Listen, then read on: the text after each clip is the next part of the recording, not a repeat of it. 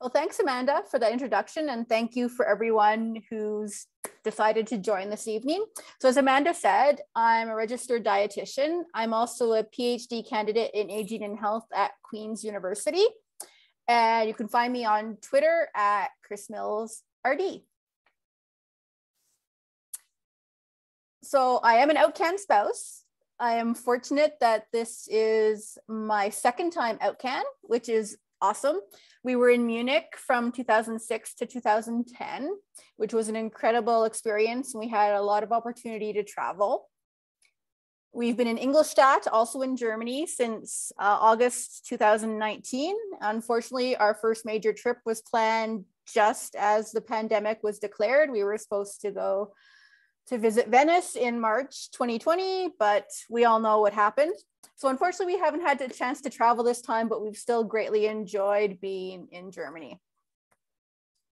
So my hobbies include running, strength training, crochet, and knitting. And you can see, here's a photo of me at the Canada Army Run. This was when we did the Vimy Challenge, which was the 10K plus 5K race. And this was when we were posted to Kingston. So traveling to Ottawa was not a big deal, unlike traveling to Ottawa from, say, Munich or Ingolstadt. So we are currently in Germany, and we do not have dietitians in Germany. They have something called Diätassistenten, and they are not the equivalent of what we would consider to be a dietitian back in Canada or in the United States or in the UK. So different European countries have different nutrition professions, and some of them have dietitians and some of them don't. So I am working on my PhD. So my doctoral studies focus on nutrition risk, which is the risk of poor dietary intake and poor nutrition status in older adults in Canada who live in the community. So older adults who are living in their homes, in their communities, and who aren't either in long-term care or in the hospital. So I'm trying to figure out why older adults develop nutrition risk, which can then lead to malnutrition, and malnutrition has a lot of negative effects, like increased risk of hospitalization and increased risk of even death. So we want to try and prevent this.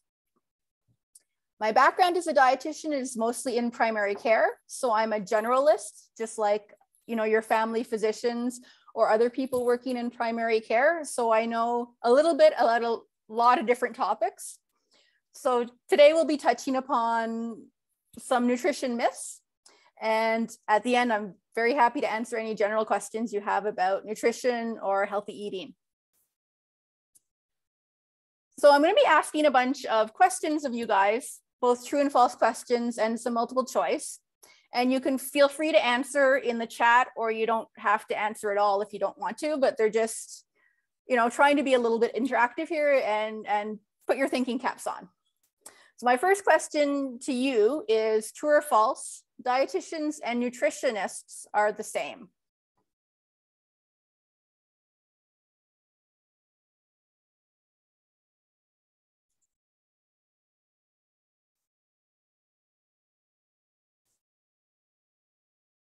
Okay, you guys know your stuff. So yes, it's false. So in some provinces in Canada, so for example, in Alberta, only registered dietitians can call themselves nutritionists. But in other provinces, such as Ontario, which is where I've mostly worked, is in Ontario, anyone can call themselves a nutritionist, unfortunately. So it's not a protected title.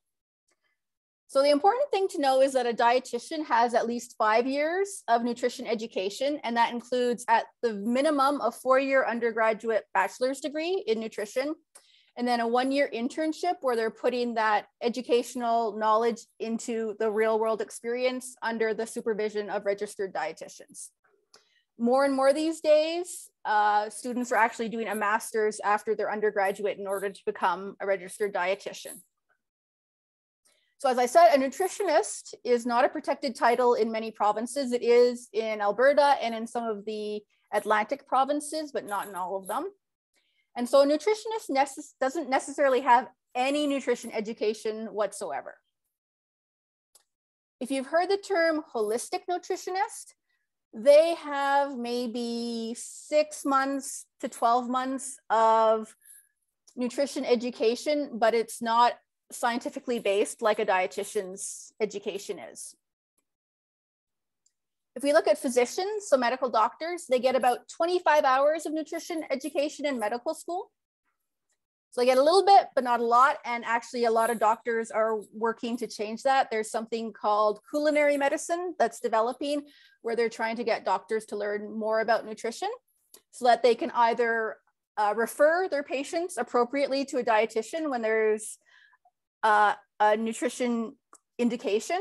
So for example, if someone has type 2 diabetes or heart disease, then the physician will be able to appropriately refer out to a dietitian. Naturopaths or naturopathic doctors only take the equivalent of about 3 university courses in nutrition through their studies, although they can take advanced courses in nutrition if it's an area of interest for them. So it's just important to evaluate who and where you get your nutrition information from.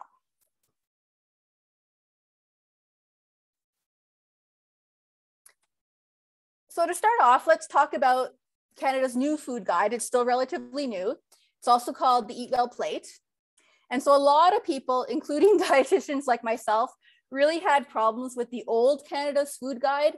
And this was for many reasons. It was certainly not something I ever used in practice as a dietitian. However, this new food guide or the Eat Well Plate model is essentially what I used extensively in primary care when I was just talking to people about general healthy diets. It's not a good model for someone who has specific nutrition requirements because of a chronic disease or illness, but for generally healthy eating, it actually works quite well. So you may have seen this before, but half of your plate should be fruits and vegetables. And fruits and vegetables contain many important vitamins and minerals. And these are required for our bodies to function optimally. They also contain fiber and help to prevent many diseases such as heart disease, type 2 diabetes, and some cancers. So then 1/4 of our plate should be grains and starches. And we should choose whole grain sources as much as possible. So the grains and starches, which are also carbohydrates, are the fuel for our body. So it's like the gas for your car. They provide us with the energy we need. These also provide us with fiber, especially if they're whole grains, and fiber is important for our health. It's important for our digestive health, and it can also prevent many diseases such as heart disease, type 2 diabetes, and again, some cancers. These whole grains are also broken down in our bodies into glucose. And glucose is the preferred fuel for our brains and for our red blood cells. So that's really important for optimal function as well. 1/4 of our plate should be protein foods. So these can be meats and alternatives, beans, nuts, dairy products, legumes, eggs. So as I said, milk and milk products are included in these protein foods. So these meat and protein foods provide us with protein, which is an important component of every cell in our body and a major component of all of our body tissues. Protein is also important for our immune function. And within this group, the milk and alternatives provide us with calcium and vitamin D. So calcium is important for bone health, and vitamin D is important for bone health as well as immune system function.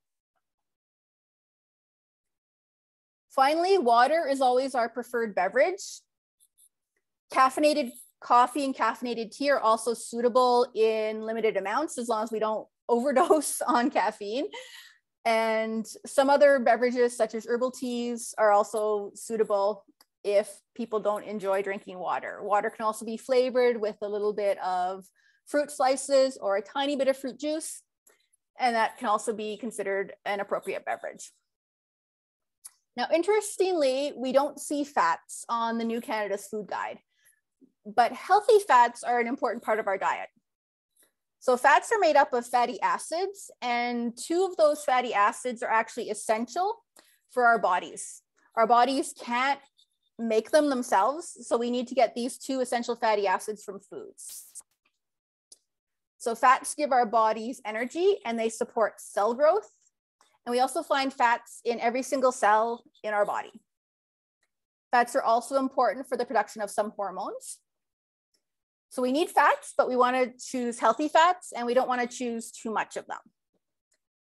So healthy fats include things like olive oil and canola oil, as well as some other vegetable oils, as well as the fats found in fatty fish like salmon and tuna, and in some other foods such as avocados. Those are all healthy fats. So another true or false for you. Healthy eating is only about the foods you eat. True or false? And again, you can type in the chat if you'd like.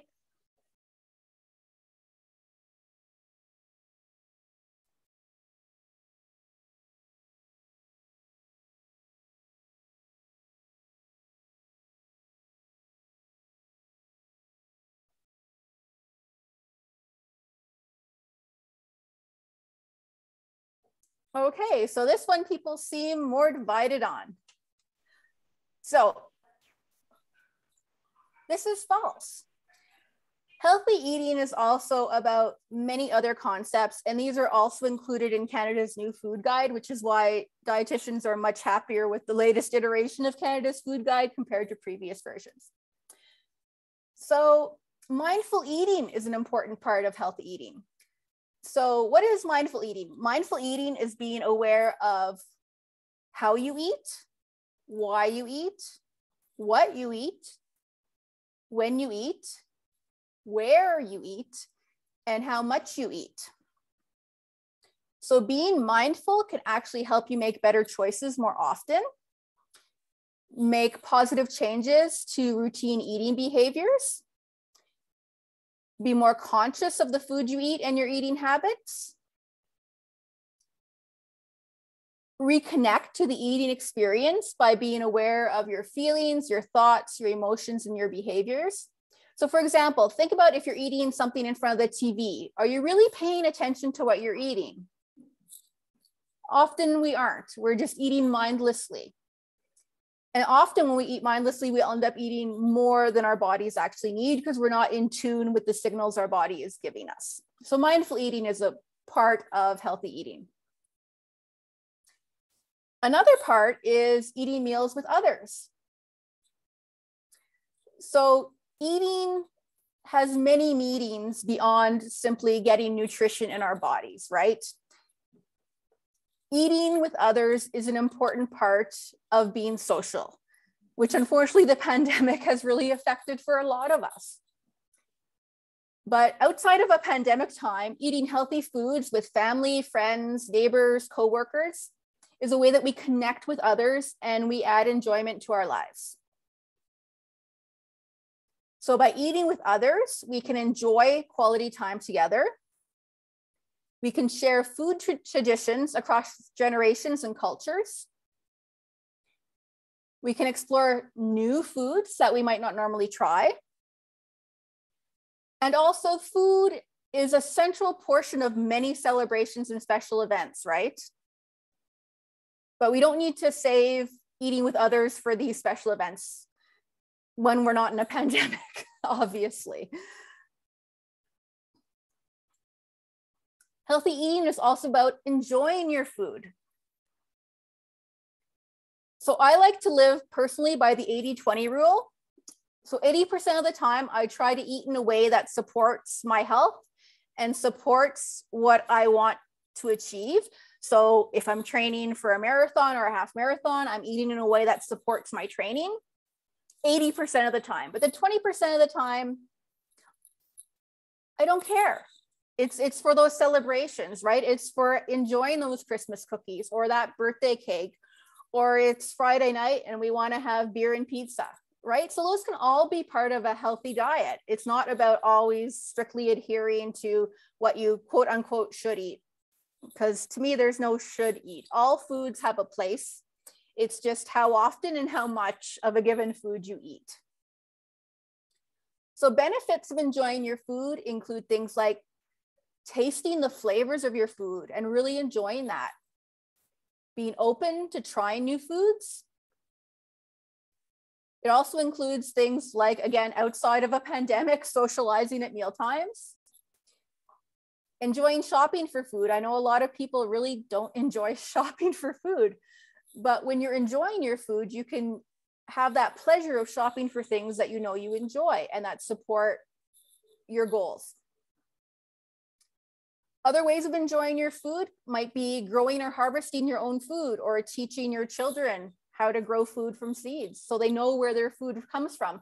So many of us are so distanced from where our food comes from these days that this can really help us to recognize this is where food comes from. Another aspect is cooking. So if we cook more often as opposed to using prepared foods or eating out or getting takeout, this can also support healthy eating. So cooking allows people to learn new skills. It allows us to rely less on highly processed foods. And Canada's New Food Guide recommends decreasing the amount of highly processed foods we consume. It allows us to control the amount of sauces, seasonings, and fats in our foods, because when we order from restaurants or takeout, we might not know how much seasonings and fats are present in those foods. And obviously, it can help save us money, especially if you know, we're working on a budget and we're consciously choosing to buy foods within our budget. And Canada's Food Guide also recommends choosing protein foods that come from plants more often. So protein foods that come from plants include things like beans, peas, nuts, seeds, legumes, lentils, tofu, soybeans. Well, tofu comes from soybeans. So those type of plant foods more often. So that will lead us into plant-based diets. So Canada's Food Guide is now recommending that we focus more on plant foods. So there are several terms that get thrown about when we talk about plant-based diets. So there isn't really a good definition for plant-based diets, but basically it's a diet that focuses on plant foods, but you still eat meat within that diet. So people might choose to eat meat, say, less frequently.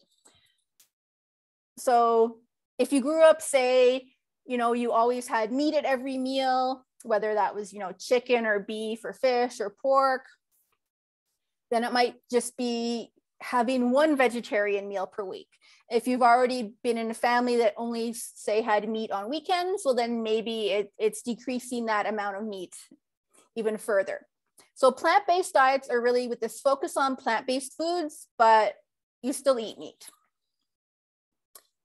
The next group is pescatarians. And basically, these are individuals who don't eat meat, but they do eat fish. So they eat all the plant-based foods, but they won't eat meats that comes from beef, pork, chicken, and the like, but they will eat fish and shellfish. Then there are vegetarians. So vegetarians won't eat animal flesh or fish, but they will eat products that come from animals, such as milk products and eggs, because harvesting milk and eggs doesn't involve killing the animals, and that's often what vegetarians object to. So they'll eat foods that are produced from animals, but that don't involve butchering them. And then finally, vegans are individuals who won't consume anything that comes from an animal. So they won't eat milk or eggs, and they won't eat any animal flesh or fish. So a vegan diet can be a healthy one, but there are certain nutrients that vegans really need to be aware of, because there are certain nutrients that are best absorbed and best available from animal products. So for example, vitamin B12 is found mostly in animal products. It's also found in a few vegan foods, such as nutritional yeast. But vegans really need to make an effort to make sure they get that vitamin B12 either from nutritional yeast or from a supplement in their diets, because vitamin B12 is very important for our health. The same with calcium and vitamin D. Although there is some calcium in some plant foods, it's more difficult for our bodies to absorb. And so vegans need to make an effort to make sure they get enough calcium in their diet. Vitamin D, in the summertime with exposure to sunlight, if we don't wear sunscreen or always have our skin covered when we go outside, we will produce vitamin D naturally through sunlight exposure. However, for people who always wear sunscreen or cover up when they're outside, or say in Canada or in northern parts of Europe where we have winter, and most of the winter we're not going outside with our skin exposed other than our faces, we won't get enough sunlight exposure to produce vitamin D through our skin, and therefore it's important to get vitamin D from foods or by taking a supplement. So some health organizations in Canada actually recommend that everyone in Canada in the winter take a vitamin D supplement. But as always, speak with your individual physician or a dietitian to find out if a vitamin D supplement is appropriate for you.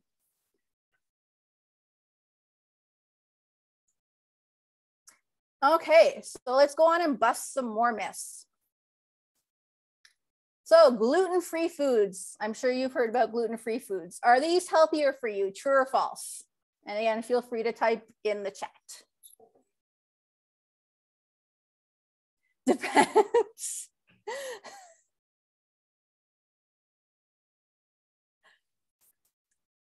Yeah, it definitely depends. I say false because in general it's false unless you have celiac disease.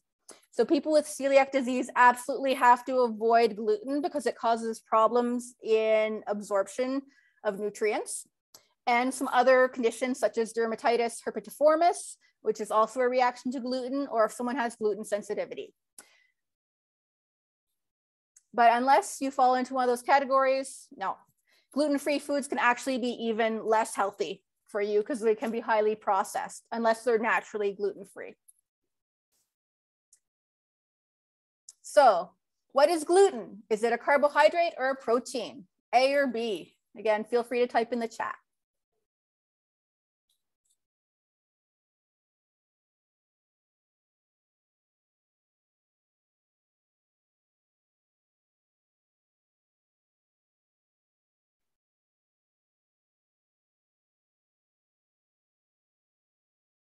Okay, so some of you know the answer. So gluten is actually a protein. So it's a protein that helps foods to maintain their shape, and it acts like a glue to hold foods together. So it acts like a glue to hold, say, bread or pasta together. Now, wheat also contains carbohydrates called fructans, and some people have difficulty digesting those. So some people who think they are sensitive to gluten are actually sensitive to fructans. But if someone's avoiding wheat, they'll be avoiding both the fructans and the gluten. So they might think they're sensitive to gluten. However, some of the processed gluten-free products you might find in a grocery store might be free of gluten, but they might have fructans in them. So someone who's fructan sensitive might still react to these gluten-free products.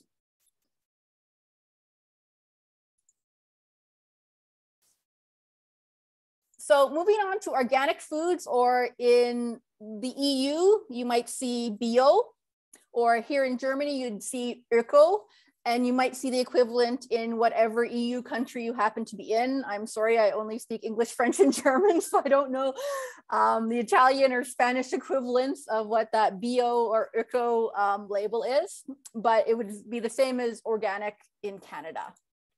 So true or false? Organic or these bio or eco foods are healthier for you?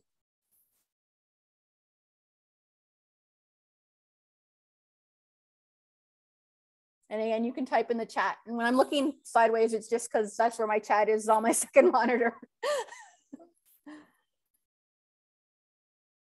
Okay, we've got some difference of opinion here.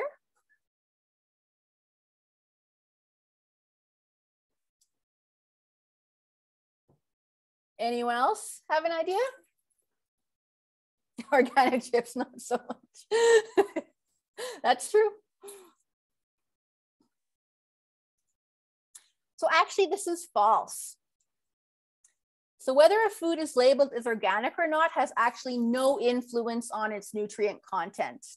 Conventionally grown foods and organically grown foods have basically the same nutrients within them. What's far more important for the nutrient content is actually where they are grown.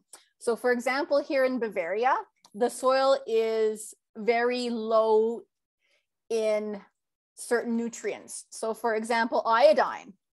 The Bavarian soil is very, very low in iodine. So naturally, crops grown in Bavaria can't absorb iodine through the soil.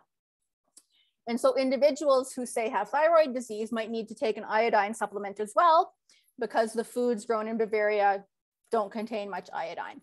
Not as big a deal these days when our food supply is very international, but when someone's trying to consume more local foods, it is something that in certain areas you do need to take into consideration. So keeping on this topic of organic or bio or eco foods, so foods grown in this way don't use pesticides or herbicides. Is that true or false?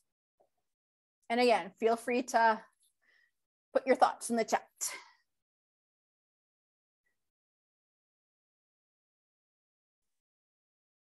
Again, we've got some diversity of opinion here. This is excellent.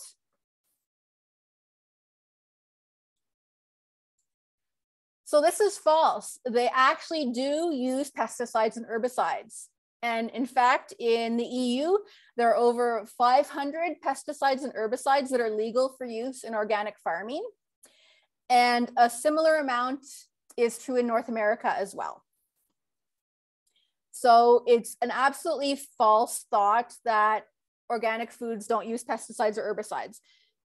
Often what they'll use is quote unquote natural pesticides and herbicides. And in some cases, these are actually more detrimental to health than the artificially produced pesticides and herbicides. So it's really just a marketing label in terms of the term organic.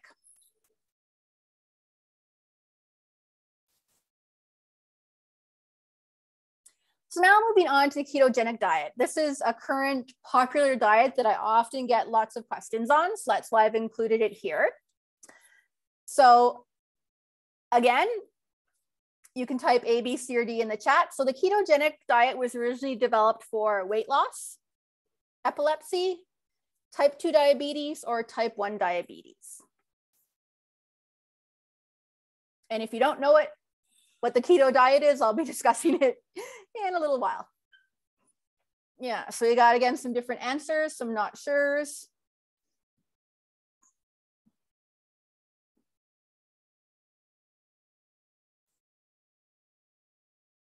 Okay, so the ketogenic or keto diet was originally developed to treat refractory epilepsy. So that's epilepsy that doesn't respond well to drug treatment. There is now evidence that it can help certain people with type 2 diabetes manage their blood sugar levels, but it was not originally developed for that. So for those of you who don't know, what is the keto diet? Well, it's a diet that focuses on large amounts of fats, adequate amounts of protein, and very low amounts of carbohydrates. So normally your brain and your red blood cells, as I said earlier, require blood glucose that comes from eating carbohydrates in order to function optimally. So our brain preferentially uses glucose as fuel. It typically needs that glucose to run. Now, glucose can only come from two sources, carbohydrates and proteins. It can't come from fat. However, when you eat less than 50 grams of carbohydrates per day, your body eventually runs out of carbohydrates that are stored in your body. And this is in the form of glycogen, which is stored in your muscles and your liver. And those carbohydrate stores are enough to last about a day or a 20-mile run. And that's why you often hear of marathoners hitting the wall around mile 20 if they don't take in carbohydrate during the race. So when you run out of your natural carbohydrate stores, your body starts to break down protein to produce glucose for your brain. It also breaks down fats into something called ketones, and that's where we get the name ketogenic diet from. So your brain can also run on ketones, but it doesn't like to do it as well as it likes to use glucose. But your brain will eventually adapt and can run on ketones, which is why the ketogenic diet has been a therapeutic diet used for epilepsy. So when your body starts to break down fat and protein into these ketones, you're said to be in ketosis.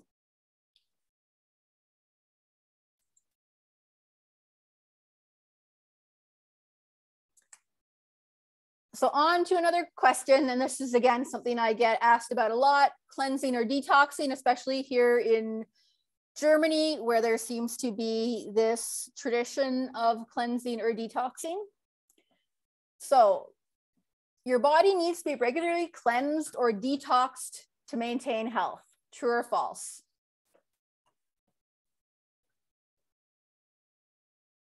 Okay, excellent. Getting lots of falses. Perfect. You guys know your stuff. So yes, your body doesn't need to be cleansed or detoxed. Your intestines, your lungs, your liver, and your kidneys effectively remove wastes and toxins from your body every day. If you actually needed to cleanse or detox, you would have a much more serious problem than a simple cleanse or detox would solve. You'd probably be in the hospital, you'd likely be on dialysis, and you'd have severe problems.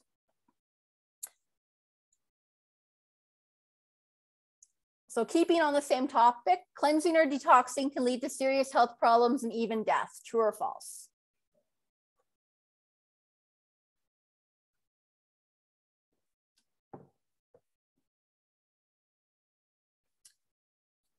Yes, again, everyone, you know your stuff. True. So cleansing can cause electrolyte imbalances, which can lead to heart problems and even death. They can also cause dehydration, low blood sugar, problems with blood pressure, and vitamin and mineral deficiencies. They can also alter your natural gut flora, so the microorganisms that live in your large intestine, also known as your microbiome. You may have heard that in the news. It's a hot topic these days, is your microbiome, which is basically the lovely bacteria that live naturally in your gut, in your large intestine, and do all kinds of important things, including making some vitamins and assisting in breaking down and digesting some of the foods we eat. So cleansing or detoxing can alter your microbiome, and we're learning more and more about how the microbiome can affect our health. So we don't want to mess with it. So there's no scientific evidence to show that cleansing can maintain or improve bowel health, can prevent colon cancer, or helps you achieve lasting weight loss. Some people may lose weight on a cleansing or detox diet, but it's temporary weight loss that is mostly water, and also sometimes a little bit of muscle. Okay, so we're gonna go through a whole bunch of foods, and again, you can quickly type in the chat, yes, no, are these healthy or not? So peanut butter, healthy or not? Tasty, yes, definitely.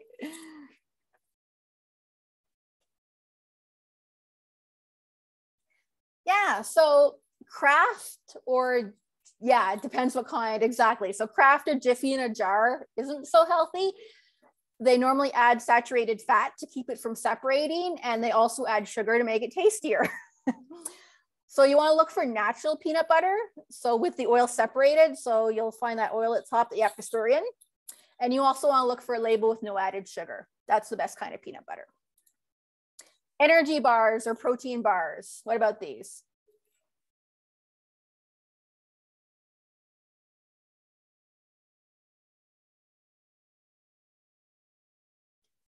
Yeah, so with these, you really need to read the labels carefully, as many energy bars have as much fat and sugar as a chocolate bar. But if you're training for an endurance event like a marathon or a long distance bike ride, these might have a role in making sure you get adequate fuel in your body for these very long distance events. Bran muffins, are these healthy or not? It's a cake.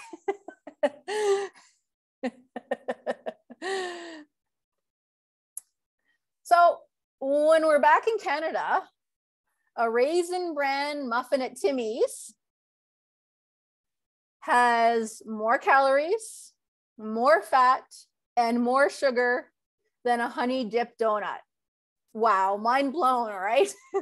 So back home in Canada, a Timmy's honey dip donut would actually be healthier than a raisin bran muffin.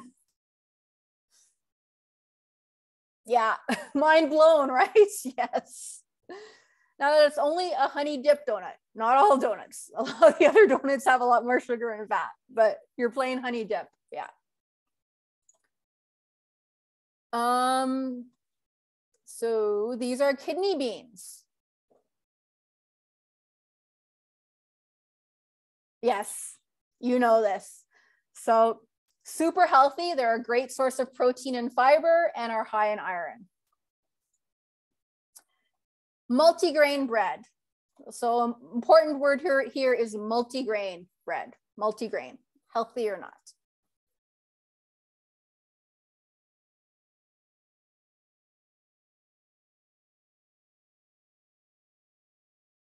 Got some differing opinions here.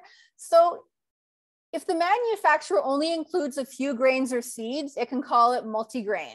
What you want to look for is 100% whole wheat or 100% whole grain. Potatoes, healthy or not?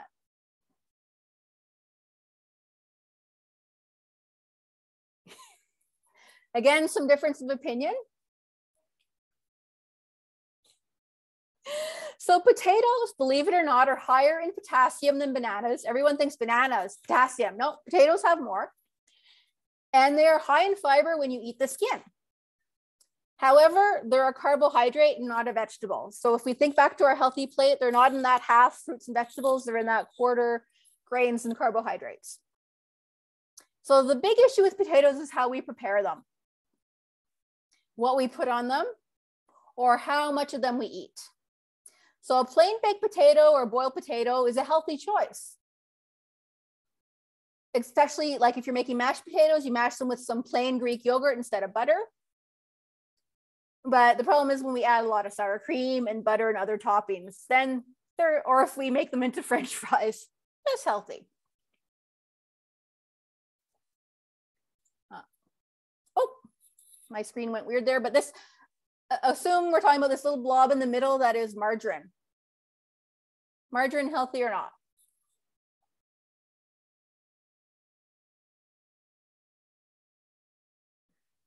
Okay, so non-hydrogenated margarines such as Becel are actually a healthy choice. So margarines got a really bad rap because they were previously made with trans fats, which we now know are incredibly bad for our heart health. However, non-hydrogenated margarines are fine. Some margarines even contain plant sterols, which have been shown to help reduce our LDL cholesterol, which is the bad cholesterol that causes heart disease. But of course, portion sizes are important here.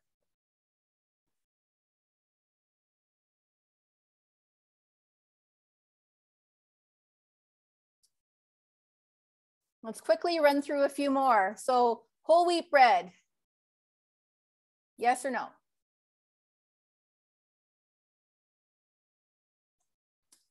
So 100% whole wheat bread or whole grain bread can be part of a healthy diet. It's high in fiber, and most Canadians don't get enough fiber. We should aim for about 25 grams of fiber per day. And again, yeah, in moderation, keep in mind that healthy plate where your grains and starches should only be 1/4 of your plate. How about pasta?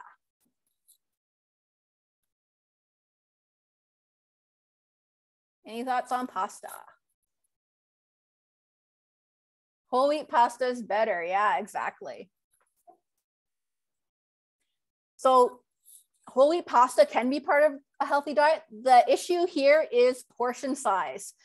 So a portion of pasta is actually about the size of your fist. And I like using fists because a bigger person has a bigger fist and they can have a bigger portion, and a smaller person has smaller fists and they have a smaller portion. So if you think about the size of your fist, how many people when they have a plate of pasta have that little pasta? Not too many, right? So that's the issue with pasta. It's our serving sizes. It's not the pasta itself. As well, choosing a tomato-based or vegetable sauce will be healthier than a cream-based one. What about eggs?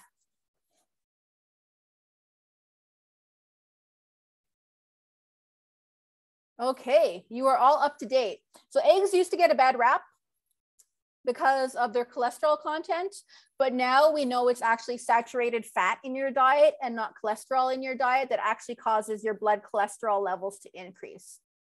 So enjoy your eggs just in moderation, like everything else, and think about how you prepare them. How about Caesar salad?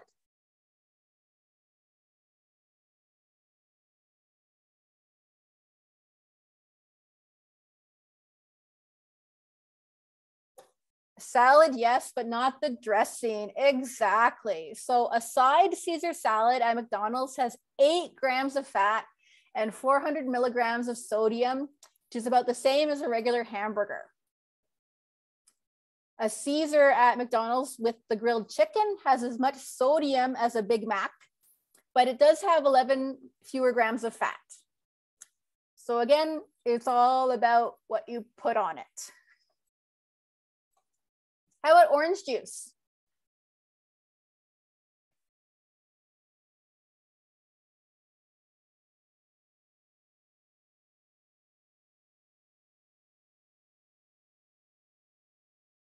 Okay, so orange juice or actually any other fruit juice, these are really high in sugar. It's natural sugar, but it's still sugar. Because when we convert the fruit into juice, you're losing out on all the beneficial fiber that you get from the fruit itself. So it's better to eat the fruit itself as opposed to the juice. How about honey?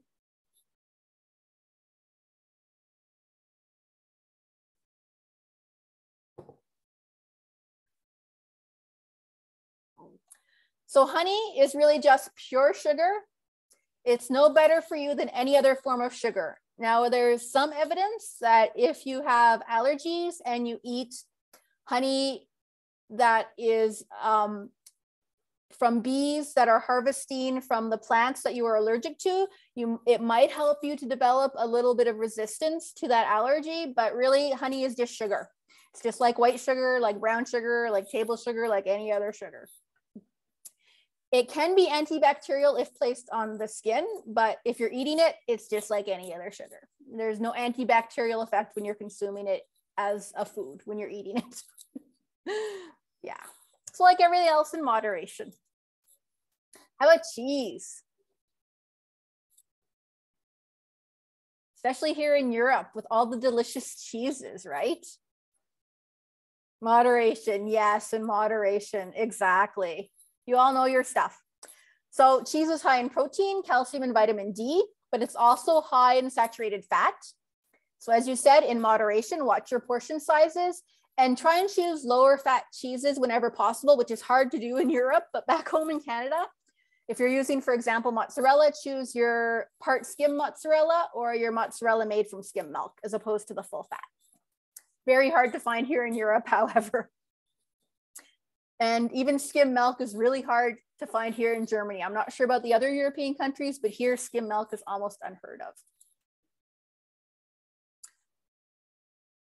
So briefly, should we count calories? Well, if you look at these food portions here on the side, these are all 200 calorie portions. So out of all of these, which ones do you think are going to leave you feeling fuller for longer? And again, you can type in the chat, but I'm sure it's obvious to many of you whether it's the left or the right. So should we count calories? Well, we're moving away from thinking about counting calories. So the calorie counts in foods are basically determined using a device called a calorimeter, where they burn the food in a closed container and they measure the amount of heat that's given off. However, our bodies are not calorimeters, and so we don't burn foods as efficiently as a calorimeter. So rather than counting calories, we're thinking more about moving to thinking about the quality and the quantity of foods we're eating. There's also something called the thermic effect of food, which is the amount of energy our body needs to use to digest and absorb the foods we eat. And this value differs between foods. So although it takes our body's calories or energy to digest foods, there's no such thing as a negative calorie food. So even these celery sticks, they'll still have more calories in them than we'll use digesting them. So if you ever hear of a negative calorie food, that's a myth. So we're moving away from talking about calories, but I have to say that for some people, tracking their calories and the amount of food that they eat can be helpful in changing their dietary habits if they're wanting to make a change. So for some people, that's very useful. For others, it's not useful at all and can lead to actually disordered eating and even into eating disorders. So calorie counting might be good for some, might be really damaging for others.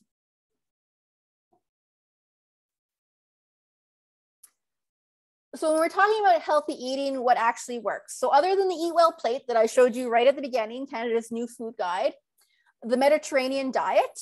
So for those of you who are in that region of Europe, the traditional Mediterranean diet has a lot of really good research backing it up. It focuses on whole grains, fruits and vegetables, lean proteins, and healthy fats. It limits sweets, red meats, processed meats, and potatoes. And it includes wine in moderation. So it doesn't actually suggest that you should drink wine, but if you're going to consume alcohol, to choose wine and have it in moderation. So no more than 1 glass a day for women. Men up to 2, but again, it should really be limited. So research into the Mediterranean diet shows that it reduces the risk of developing heart disease, mainly because it reduces your bad cholesterol, so your LDL cholesterol, and increases your good cholesterol or your HDL cholesterol.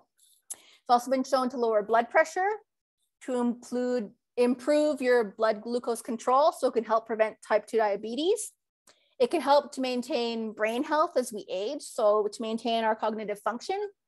And it can help some people in managing their weight.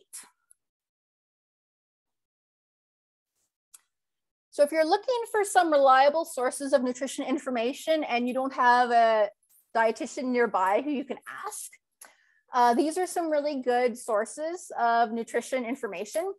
So Unlock Food has a wide variety of resources on nutrition and healthy eating, including a meal planner if you're into planning meals or you want to try planning meals. Cookspiration is both a website and they also have an app which has all kinds of recipes for all kinds of different meals, from kid-friendly meals to vegetarian meals to snacks, to all different types of categories you can search under. So when I'm looking for a new recipe, I like to go to Cookspiration. There's a lot of really great recipes there. And if you're the type of person who wants to read a blog, Dietitians of Canada has a list of Dietitians of Canada members. So these are registered dietitians who write blogs. And again, these are on a wide variety of different topics, everything from children's nutrition to dealing with irritable bowel syndrome and other digestive problems, to just general nutrition information. So again, these are written by registered dietitians, so they're going to be science-based. So I'm happy to answer any questions now. I know there was one on intermittent fasting, and I will get to that. But I also want to mention that I can't provide any individual diet recommendations because ethically I need to have a client dietitian relationship with someone in order to do so. But I'm happy to answer general questions about anything we've talked about or about general nutrition questions. And if you have any ideas for future nutrition topics you'd like to see discussed, please leave your ideas in the chat, or you can email Amanda or the other program coordinators. As I said, I worked in primary care, so I have kind of this generalist approach. I've done everything from counseling mothers who are breastfeeding, dealing with picky eaters, nutrition for pregnancy, all the way to nutrition for older adults and palliative care nutrition, and everything in between. So if there's a nutrition topic you'd like to see covered, just let us know. So intermittent fasting. So intermittent fasting is really interesting. It seems to work really, really well for some people and doesn't work really, really well for others. So what we think is this comes down to genetics. So for some people, intermittent fasting, where they either only eat for, say, a certain portion of the day, or if they fast for a couple of days a week, or even one day a week. For some people, this works, and it can help them control the amount of foods they eat, and it can lead to improved blood pressure and blood glucose. But it does the exact opposite in other people. So some people, if they don't eat breakfast, their metabolism actually slows down. And so they start to gain weight if they're skipping meals or if they're fasting. Now, obviously, fasting has been a long part of human tradition for many reasons, many of them religious. And so it may be that in those groups that are genetically descended from people who have fasting as part of their tradition, their bodies have adapted to that. And so intermittent fasting actually works for them. And maybe in people where intermittent fasting doesn't work, it's because they don't have that genetic heritage. And so they need to eat more regularly in order to maintain good health. So it's a really interesting topic, and the research is really mixed. And I think it really is going to, as we learn more about genetics and epigenetics, I think we're going to find there's a genetic component to how people respond to intermittent fasting. So works great for some people, works horribly for others, really individual. So is rye a whole grain? Yes, rye is a whole grain.